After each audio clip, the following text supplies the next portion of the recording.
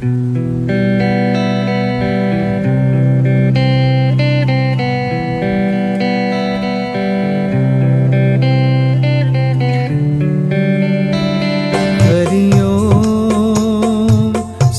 समर्थ म्हणा, हा जन्म नाही पुन्हा। ओम श्री गणेशाय नमः। श्री स्वामी समर्थ माझ्या यूट्यूब चॅनलमध्ये तुमच्या सगळ्यांचं स्वागत आहे।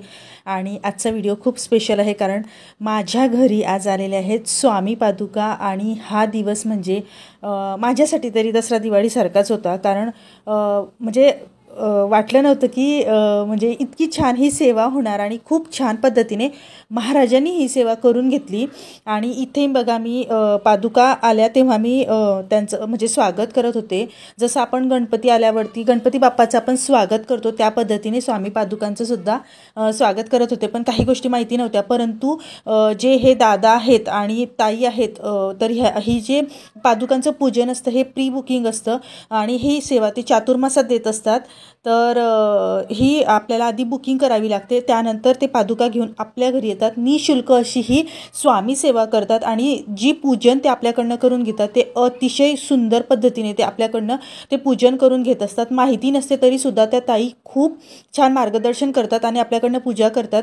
जसं की मला इथे माहिती नव्हतं की आधी दूध नंतर पाणी नंतर दूध याच्याने पाय धुतले जातात। तर ताईने मला लगेच तेव्हा सांगितलं की पाणी दूध आणि पाणी, आणि त्यानंतर मग मी दादांचे सुद्धा आधी पाणी नंतर दूध आणि नंतर पाणी असा मी त्यांचंही म्हणजे पायाचं पूजन करून घेतलं। आणि सुरुवातीला महाराजांच्या पादुकांचं पूजन केलं। इतका आनंद होत होता की डोळ्यात आनंदाश्रू थोडे म्हणजे आलेच होते। मला खूप आनंद झाला होता ॲक्च्युली, मला खूप की माझ्या घरी स्वामी महाराजांच्या पादुकांचं पूजन होतं, यापेक्षा मोठी गोष्ट कुठलीच नव्हती। आणि स्वामी जे सेवेकरी जेव्हा आपण होतो तेव्हा अशा ज्या गोष्टी आपल्या आयुष्यात घडतात त्या खूप छान आणि खूप आनंददायी असतात आपल्यासाठी। आणि बघा त्या दोघं ताई इतकं छान म्हणजे आपल्याला काही माहिती नसतं, पण त्या इतक्या फास्ट अशी पूजेची तयारी करतात आणि सगळं म्हणजे ताई हे पाहिजे ते पाहिजे, आणि आधी तर त्यांनी साहित्य दिलेलंच असतं, ते साहित्य आपण म्हणजे आणून ठेवायचं आणि त्यानंतर मग ते सगळं आपल्याला सांगत असतात। आणि लगेच चौरंगावरती कापड वस्त्र टाकलं आणि त्यानंतर फुलं पण त्यांनी टाकली, सगळं त्यांनी इतके फास्ट केलं। आणि त्यामुळे काय झालं की पूजासुद्धा म्हणजे पटकन झाली, वेळ लागला नाही की आम्हाला हे करायचं ते करायचं, यासाठी खूप वेळ गेला नाही। आणि खरंच मी ताईला या व्हिडिओद्वारे खरंच थँक्यू म्हणते की त्यांनी इतकं फास्ट केलं आणि माहिती नव्हतं तरी सुद्धा खूप छान पद्धतीने त्यांनी आमच्याकडनं सेवा करून घेतली। आणि इथे बघा आहे आता सुरू आहे स्वामी महाराजांच्या पादुकांचा अभिषेक।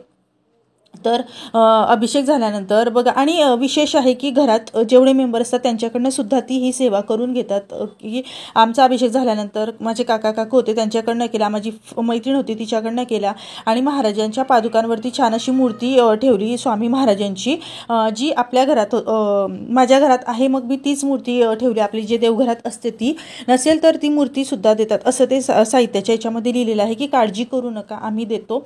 तर बघा खूप छान आणि सावकाश, म्हणजे घाई नाही कुठलं काही नाही। आणि आधी दिवा प्रज्वलित करून घेतला तिथे, आणि तो दिवा अखंड एक दिवस, म्हणजे आपल्या घरात एक दिवस पादुका राहतात तर एक दिवस पूर्ण अखंड तो दिवा जळू द्यायचा। तर मग तो दिवा त्यांनी आधी प्रज्वलित केला, म्हणजे अग्निदेवतेचं आधी पूजन केलं। त्यानंतर म्हणजे इतकं छान त्या हळूहळू सांगत असतात की असं पूजन करा तसं करा।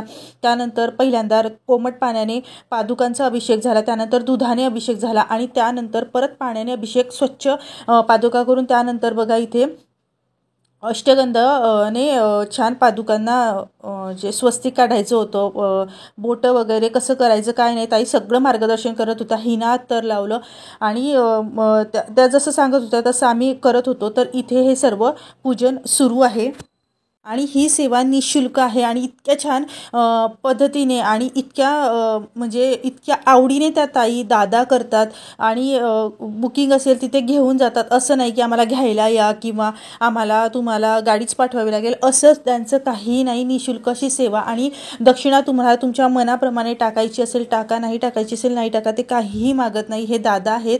आणि बघा नंतर आपलं पादुकांचं पूजन झाल्यानंतर लगेच इथे हवनाची पूजन सुरू केलं। केलं. मी जसं सांगितलं ताई इतक्या फास्ट करत होत्या. आणि इथे बघा अग्निदेवतेसाठी किती सुंदर 5 वाती आणि 5 वाती त्याच्या आजूबाजूला कापूर ठेवला होता. आणि बघा आपलं पादुकांचं पूजन किती सुंदर झालेलं आहे. आणि त्यानंतर इथे अग्निदेवता त्यांचं पूजन आणि मग त्यानंतर हवनाला प्रज्वलित करणार. बघा खूप म्हणजे इतकं छान ते करतात ना. तेच पूजा झाल्यावरती इतकं प्रसन्न वाटत होतं आणि इतकं भारी वाटत होतं ना की आपल्याकडे ही इतकी छान पूजा झाली. ॲक्च्युली हे सर्व श्रेय ताईंना दादांना आहे की ते आपल्याकडनं करवून घेतात. ही जास्त छान गोष्ट आहे. आणि हवन म्हणजे अभिषेकाला सुद्धा ते खूप छान मंत्र जप आणि इतक्या आपल्या घरातही ते मंत्र जप होतात. आपलं घर शुद्ध होतं. आणि बघा इथे हवन जसं मी सांगितलं की फक्त आपण आहोत म्हणून ते आपल्या हातून नाही करत, तर आपल्या घरात जेवढे लोक आहेत किंवा बाहेरचे आहेत त्यांच्याकडनं सुद्धा ही ती सेवा करून घेतात. आणि आता मग हवन झाल्यानंतर मग आरती झाली आणि मग त्यांनी इतकं शांततेत ही सगळी सेवा करून घेतली. मी व्हिडिओ खूप मोठा बनला होता पण मी खूप कमी दाखवला, कारण इतका मोठा व्हिडिओ म्हणजे जवळजवळ तो 40 ते 49 मिनिटाचा व्हिडिओ झाला होता. इथे क्षमा याचना सुरू आहे. शेवटचा जो आपल्या पूजेचा पार्ट असतो क्षमा याचना आणि ही पूजा.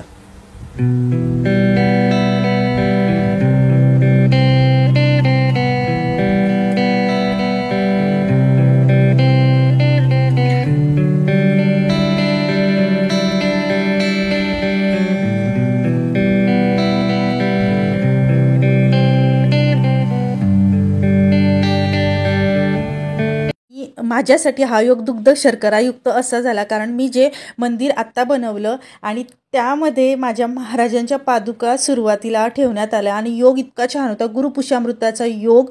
आणि त्या दिवशी माझ्या घरी महाराजांच्या पादुकांचं पूजन झालं आणि छान वाटलं ना.